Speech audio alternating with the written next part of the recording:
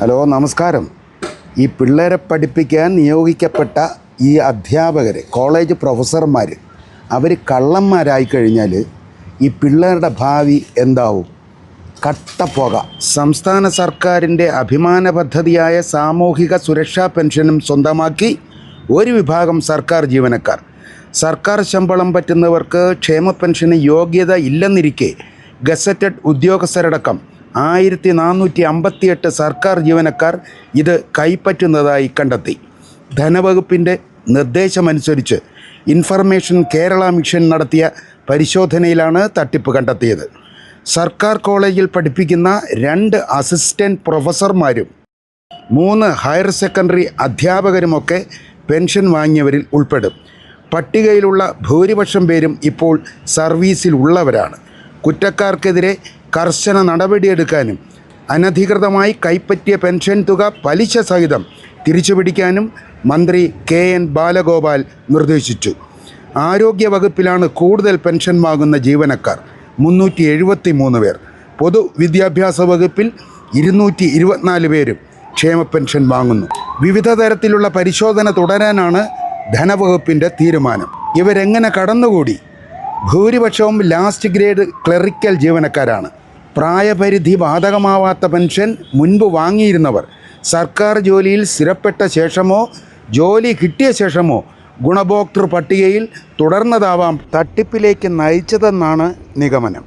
പഞ്ചായത്ത് തലത്തിൽ ഗുണഭോക്താക്കളെ ചേർത്തതിലും പ്രശ്നമുണ്ടാവും. മാസം 1600 രൂപയാണ് നിലവിൽ ക്ഷേമ പെൻഷൻ. അനർഹരായ 1458 പേർക്ക് നൽകുമ്പോൾ സർക്കാരിന് മാസം നഷ്ടം 23.3 ലക്ഷം രൂപ, വർഷം 2.5 കോടി. ക്ഷേമ പെൻഷനിൽ 5 വിഭാഗങ്ങളുണ്ട്. വാർദ്ധക്യ പെൻഷൻ, കർഷക തൊഴിലാളി പെൻഷൻ, ഭിന്നശേഷി, വിധവ, അവിവാഹിത പെൻഷൻ.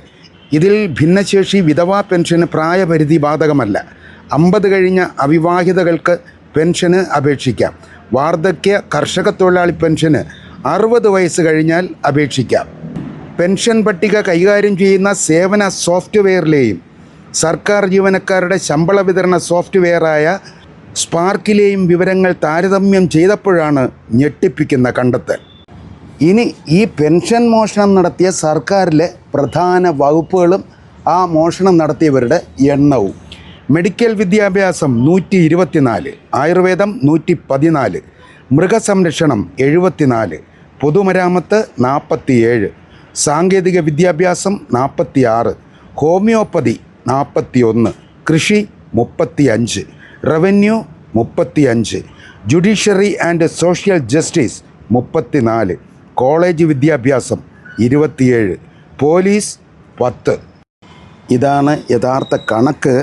അപ്പോൾ ഞാൻ പറയുന്നത്, ഇങ്ങനെയുള്ള ചില പ്രൊഫസർമാരെ അവരുടെ മോഷണത്തിൻ്റെ തോതനുസരിച്ച് അവരെ പ്രൊഫസർ പദവിയിലേക്ക് ഉയർത്തി കേരളത്തിന് ഒരു മുതൽക്കൂട്ടാക്കണമെന്നാണ് എൻ്റെ അഭിപ്രായം. Okay, bye bye.